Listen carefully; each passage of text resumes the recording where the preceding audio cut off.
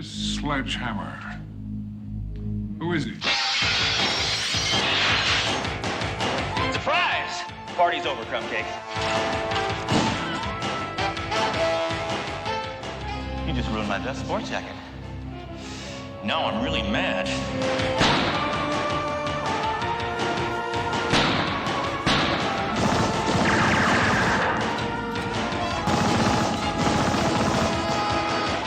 No, I almost forgot I had a grenade in my pocket. Sledgehammer is a sitcom for people who hate sitcoms. I hate them. I really do. They stink. It was totally out of control. Fearless, brilliant, breaking all the rules. Everything was kind of over the top. My first impression was always, can we actually do this? We just took everything and kind of twisted it around. The conceits of the cop shows that have been running and still run. How do we take this and make this funny? See how exciting police work can be?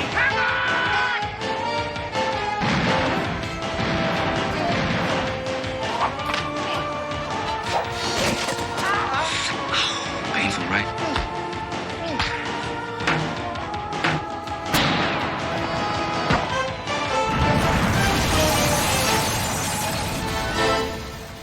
I was a latchkey child, so I spent all this time by myself at home, and there's only about 3 things you can do. Watch TV, masturbate, and write. And 2 of those pay well. My favorite show was Get Smart. I thought it was a real spy show when it came on. And I believed Maxwell Smart was a spy. He was legitimate. The villains were doing real stuff, and Max and 99, when they're in danger, it was real and it was credible. People could really get killed on this. There was something wrong with this show.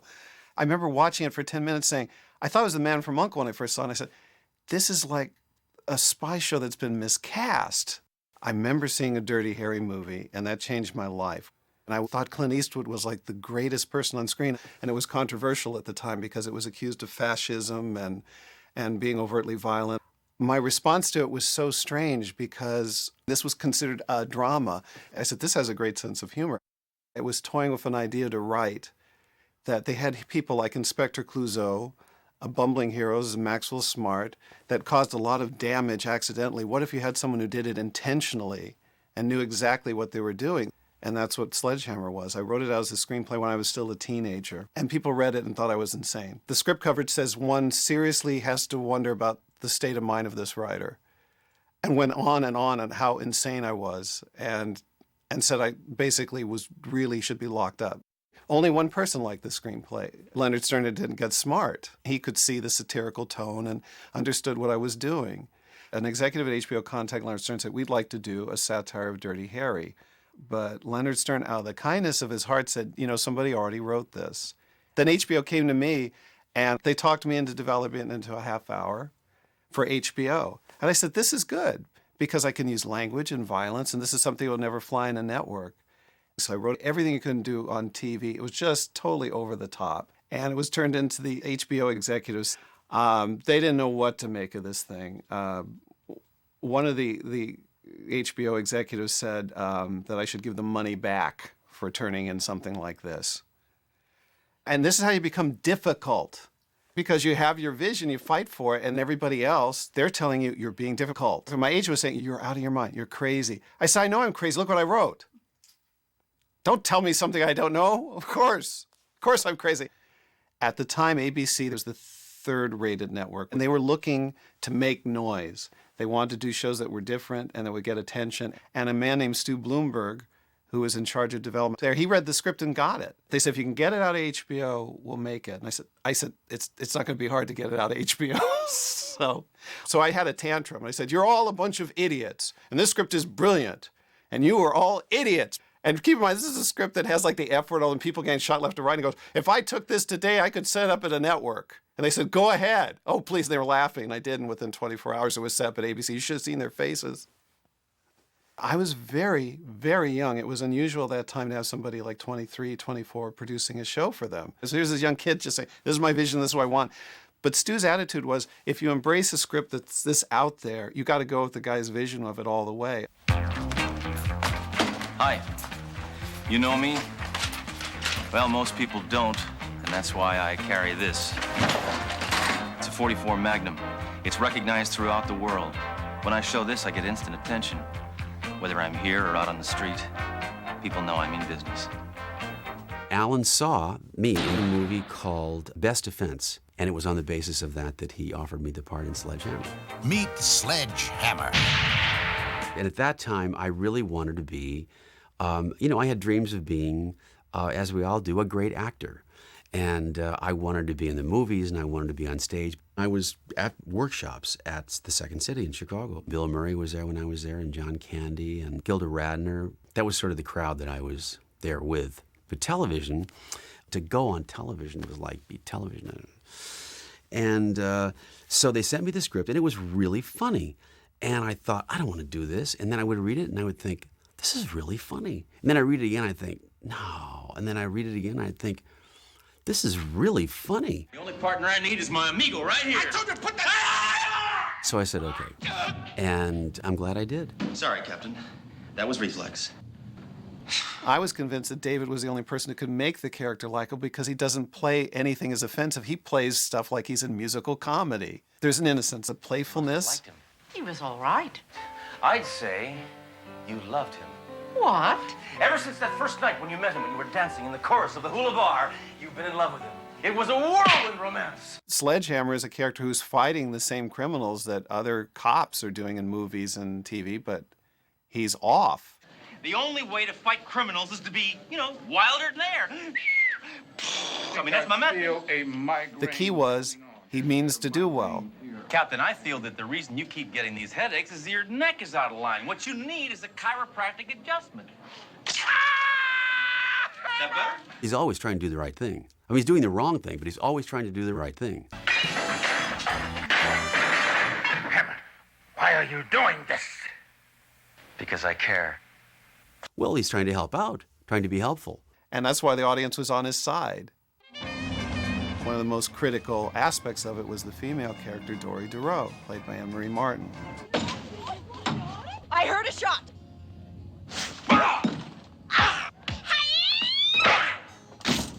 Deroe, that was excessively violent and completely unnecessary. I loved it. Landing this was, it was heaven. It was a dream come true. And that it was physical comedy. There were a billion people, of course, wanting this part. It's a great part. Hey, aim for me, maybe you'll hit the snake. Alan Spencer. He's seriously cracked. And that was right up my alley. I was thrilled. Made my day. I just don't understand you, Hammer. You're so violent. I realized that this character of Deroe was a barometer for the audience. And if he does something horrible, you look at her having a migraine and you laugh. If she forgave Sledgehammer, then the audience could. And if she liked him, because she's a nice person, really competent, he ain't all bad. Hammer! In my office right now! My character is the boss. I went to audition for it. And I thought, this guy, he's got to be like absolutely out of his mind with frustration. So I decided that the way to do this thing is to just have him just blow his top. What the hell did I tell you about firing your gun inside, Hammer? You said don't do it. And I started yelling, and people were running up to see if anything was wrong. I said take him off! Alan Spencer was also in the building. He came to the door and heard that and saw that and decided, I want this guy for that part. You lost your gun? Take it easy. I never wrote the part of Captain Trunk for a black person. I didn't want Hammer to be viewed as a racist, and I was really afraid how that would come off. I was proven wrong because people would come in and read, and no one had the power to stand up to this manic, crazy character. Cut the wisecracks, Hammer. There's $1 million price tag on your head. Harrison's an extraordinary actor, Idea of a joke. Shut up, Hammer. so that's how Harrison got that part.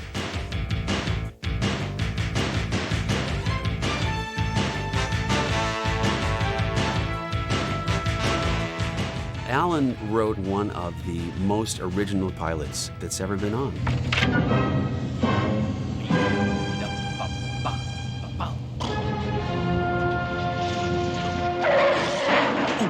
It was all his idea, and it was marvelous. Martha Coolidge, who was the director on the pilot, did a great job. She studied other movies in that genre. She directed like a movie. She wanted to show that a female director could handle an action piece. Now drop the gun this instant. I know you'd never shoot at a woman. Call me a feminist. She was wonderful to work with, a real actor's director. All the other cops are wusses, except me. Can't let my guard down for 1 minute. Hammer, you just did. We had a director who could spend the time, work with the actors and build those characters and make sure that they were deeper than you'd normally get. Let's go, partner. Jerome, you're off your rocker. True. But I know what I'm doing. She made Anne Marie's character this really sexy, in control, strong woman like Martha herself. She made that show, the pilot, about this one insane individual in the company of other very well-behaved, sane people. What's the problem? The lousy machine took my money. Stand away from it. No! This isn't open for discussion. This is an order. I want Sledgehammer. John Vernon, he played the mayor in the first Dirty Harry movie. The legitimacy of having him there and playing the mayor against David was critical. I don't care what methods you use, Hammer. Just bring back my daughter. I will, sir. Dead or alive. But the point is to bring her back alive, Hammer. He certainly got the joke and knew what he needed to do. Listen, Creep. I'm Inspector Sledgehammer, and I don't give a damn about the rights of criminals. If anybody remembers Sledgehammer, they remember 3 things from the show, and they're all from the pilot. The first one is the bumper sticker. The second one, I throw an airplane, and it sticks in the back of the captain's head. And in the next scene, it's still sticking out of the back of his head. The third one, and the most important one, and the one that no one will forget, I come upon a sniper in a building. And so I go into my trunk, and I get a bazooka. Hammer, what are you doing? You'll get killed!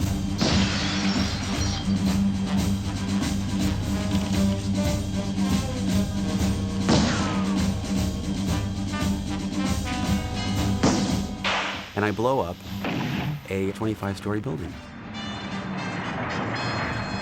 just to get a sniper. And everybody remembers that.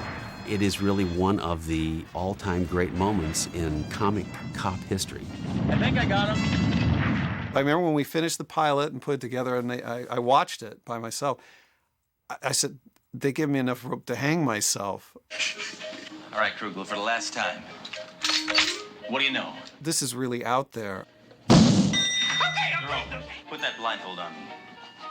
And the first audience preview, Yeah, you know, this is one shot I always miss. they just were up in arms over this.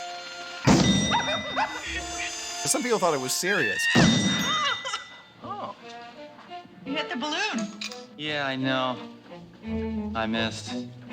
I saw like some little lady just shaking her head. I had complete control of this pilot. It was in the contract that the show would not have a laugh track, and people panicked.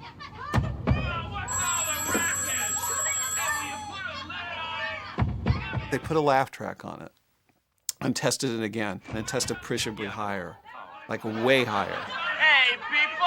Let's show some consideration and keep it down. We am on a phone, huh?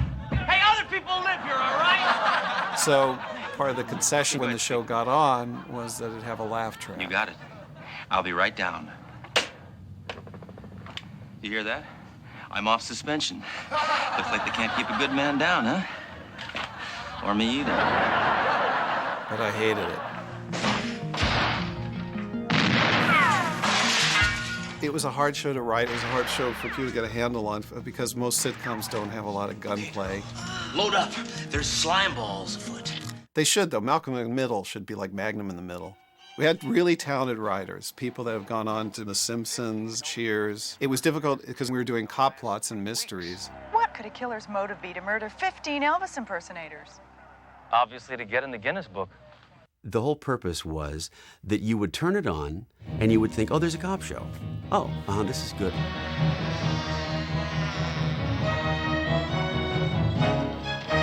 Oh my God! Ow! What are you doing? And then you would think, oh my God, did I just see that?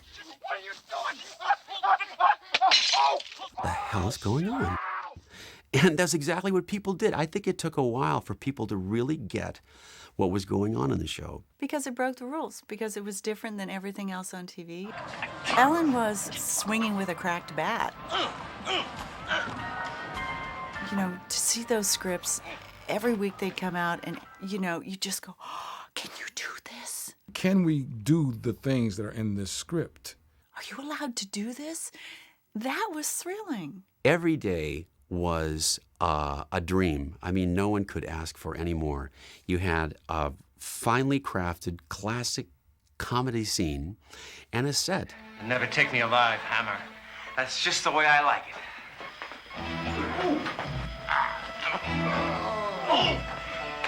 The whole crew participated. Everybody was keyed in to what we were doing. We're at the scene of a liquor store robbery that was thwarted by the man beside me, Inspector Sledge Hammer. Inspector Hammer, tell us what happened. Well, miss, I was in this store when two thugs entered and threatened the owner with shotguns. At that time, I drew my magnum and killed them both. Then I bought some eggs and some milk and some of those little cocktail weenies. We all sat down with, who is this guy? What would his car look like? We all decided that it should be, you know, a green old piece of junk, but it should have bullet holes. So the effects guys came over and they shot holes all in it. Another signature of Sledgehammer was that whenever he pulled up in a parking spot, he always hit something. What would his apartment look like? There were so many things that we were trying to extrapolate. Tracy Tynan was the wardrobe mistress who invented the wardrobe, and she got a whole bunch of vintage sort of sport coats and vintage ties, and then she thought, and shirts, she thought, oh hell, let's just throw them all up in the air and see where they land. So everything I had was completely mismatched. The tie did not go with the coat. It was as if I didn't care about my clothes as the archetypal cop doesn't, except I really didn't care. We wanted to do one scene where he would go into Chinese laundry. Oh, Miss Hammer, you know, not a bullet hole in your shirt. Well, you know, thank you. Stand up, ragweed. Pronto! Tori DeRoe plays everything by the book. Hammer, what are you doing? I'm gonna teach this little genetic mistake a lesson. We're in front of City Hall. You want to be taken in for police brutality? She's sort of the watchdog for Sledge. You know, she's the one who says, no, you can't do that. That's way over the line. You can't do that. You've got to do this. It's sort of like walking a dog that's never been walked on a leash before. Anne-Marie was the perfect cop sidekick. She had an infinite variety of ways of registering disbelief at what Sledgehammer was doing at the time.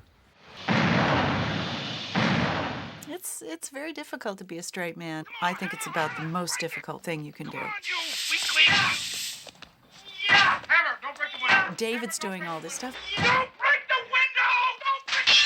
and you're just sort of, you know, straight-faced a lot, and you do feel a little naked. I thought she was just a terrific lady.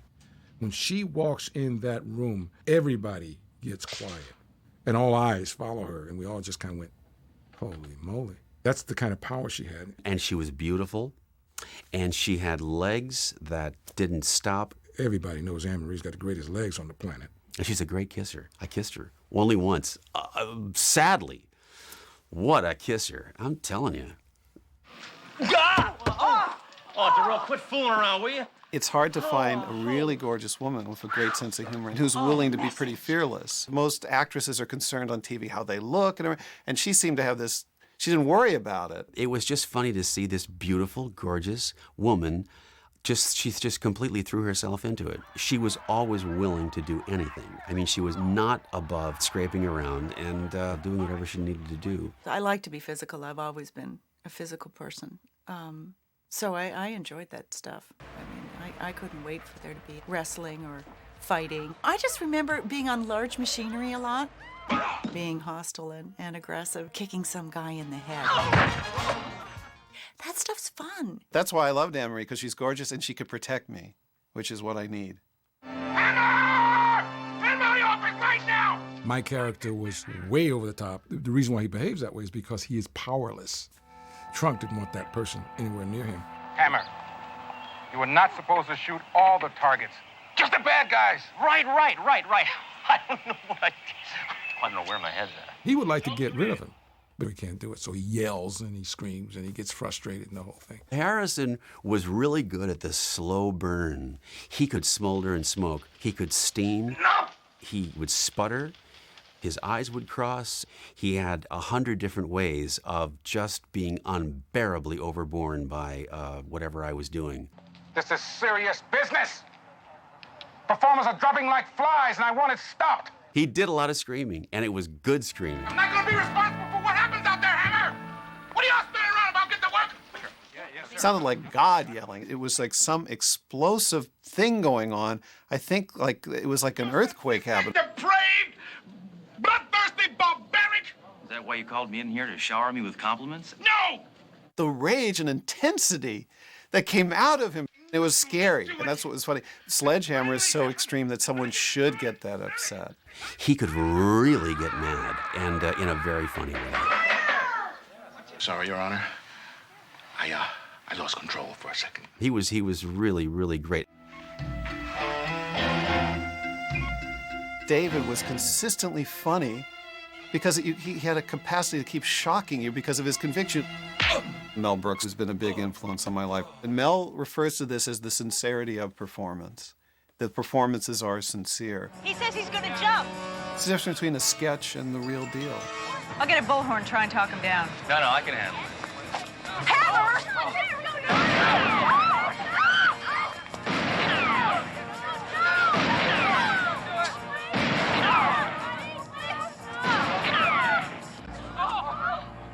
David looks like he could play this part straight, so it makes it more bizarre. Another life saved. And I still have one bullet left. He's like Dirty Harry made without enough sleep. There is no other actor on earth that I can think of that can make you believe he's really talking to the gun. We got vermin on the roof. But I got an idea. Who are you talking to? Nobody. He was really talking. I saw him talk to it off the set once. He hit it against something and went, "You all right?" And it went, which I thought was disturbing, but I kind of got off on it. I didn't love my gun. I really loved my gun. Hello, compadre. The gun was my friend. The gun was my confidant. I couldn't be without my gun. Slept with my gun. Slept it on the pillow. I got to have it all the time. It wasn't that he had an arsenal. He was monogamous. One of my favorite shows, Sledge lost his gun and he was bereft. It was like my woman. And I went into a bar and I told this guy, I said, "Boy," I said, "I really miss her." Bartender says, "I'll bet you do." I said, "Yeah." I want to know whose hand is gripping her, whose palm is caressing her. She was hot. He says, "Oh, really?" "Yeah." I said, "Boy, when she went off, she'd smoke." Smoke? "Really?" "Yeah."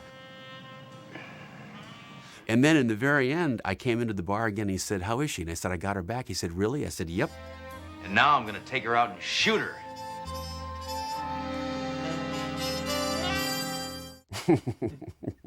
Classic. Terrific writing. We're not gonna get out of this. Trust me, I know what I'm doing. At the time, there were 61 shows. And out of those 61 shows, we were always number 60. Only Tracy Ullman was lower than us, thank God for her, or we would have been last. We were on Friday night opposite Miami Vice and Dallas, two of the blockbuster hits of all time. They'd move the time slots all around. They'd move it while it was airing. So during the commercials, like people would go, "Where's the second half?" And it would be on 8:30 on a Saturday morning. Good evening, I'm Robin Leach. The producers of Sledgehammer have asked me to explain tonight's episode. Let me be frank, it is an attempt to boost the ratings. We're desperate. So in tonight's episode, we're going to rely on surefire ratings grabbers, sex, violence, and best of all, a cliffhanger ending. thus ensuring there will be a next season. Trust me, I know what I'm doing. I didn't think the show was coming back, despite the critical acclaim. Boy, this is shaping up to be a really bad day. It did not seem like the show was going to be coming back. This was going to be the final episode. I wanted to create a cliffhanger that, if there was a chance it would come back, that maybe it would be renewed because people would just want to see how the hell you get out of this. So there was a nuclear device that I was supposed to disarm. Hammer, you can't defuse that bomb. Trust me, I know what I'm doing. And I goofed.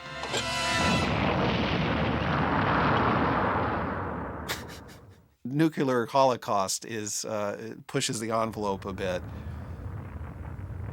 And at the very end of it, during the tag, I'm yelling,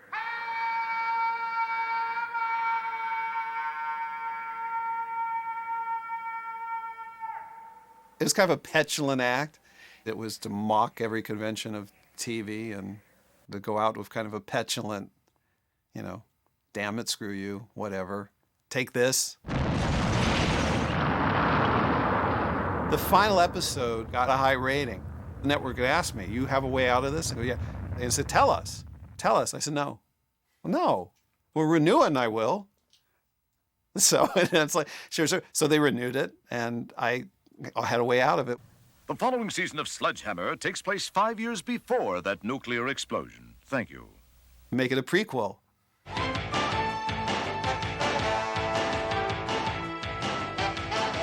That was pretty clever. That was pretty good. I was ecstatic. I mean, I was really happy that this thing was going to happen again. I was thrilled to come back and thrilled to work with Alan, you know. I mean, he's the nucleus of the show. The second season turned out to be every bit as much fun as the first. It was a family show because the grown-ups knew the sly jokes. You're not that stupid. Says who? And Alan put a lot of those in. Well, Drew, looks like we're safe now. Hammer the fuse! But there was also this just ridiculous slapstick stuff. Get him up, pal! So it pleased people of all ages. Also, I should mention critical acclaim is what kept it on, because the reviews were just, I think the network themselves were surprised by the reviews. Then they moved to the second season against The Cosby Show, which was the big show then. And nobody wanted to be anywhere near that show. I mean, he destroyed everything. I mean, everything that came up against The Cosby Show died. So they had this idea, Sledge will take on Cosby. So they had this whole campaign. Who's man enough to take on Cosby? So we had a second season. But opposite Cosby, it wasn't to be. I didn't really consider it canceled. To me, it just kind of died on the vine. You know, the second season, I didn't even know. I mean, they didn't even call me because I pretty much knew. It's a shame that we didn't go for 10 years because I think we could have. Welcome to my resurrection. I had sort of mixed feelings, but only because I was still hanging on to this whole thing about I should be in New York. It was mistaken, and I made a mistake, and I'm sorry. And I want to apologize to you right now in front of everyone. That was really stupid because I guess, as usual, you just don't know how much fun you're having when you're having it. Yeah, come on up and fight like a man! In the end, it was the most fun I ever had. You only appreciate your life sometimes or how good you have until later on. When I worked at other networks and other things, and I was like, you mean I don't get creative freedom? You take it for granted. You think you're better than you are, forgetting that it's a gift. It was a great experience. It was hard, but I loved it. The whole thing was a huge risk on everybody's part. Let my captain go!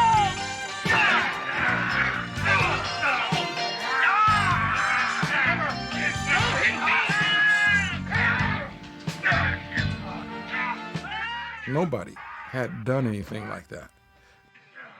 Even Get Smart didn't go to the lengths we did. It was different than everything else on TV. It was funny. It was weird. But it was, once again, it was fun because it was about something. It was an opportunity to skewer the love of violence and all the cliches that accompany that.